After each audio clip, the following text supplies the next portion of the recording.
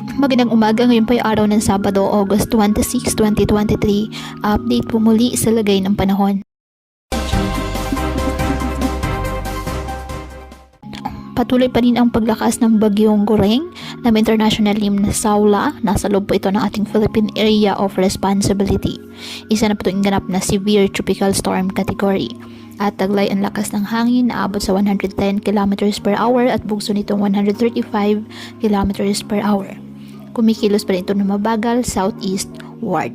Ayon sa Pag-asa, kikilos ito pa timog, kung saan ito ililiko patimog silangan hanggang sa ito iikot pahilaga at gumawa ng isang loop at mababa ang tsansa sa ngayon na maglandfall ito sa kalupaan.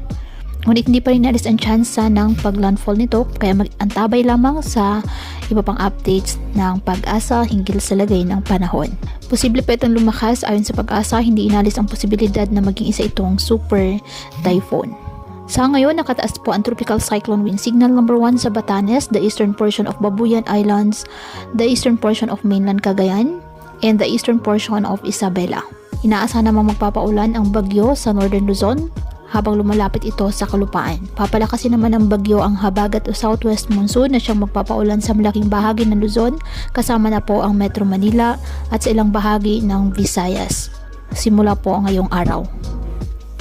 Kaya pinapayuhan ng ating mga kababayan na may maingat at maging alerto po sa mga posibleng pagbaha at pagguho ng lupa at ugaliin na magdala palagi ng payong o kahit anumang panangga sa ulan sa tuwing lalabas ng ating mga tahanan.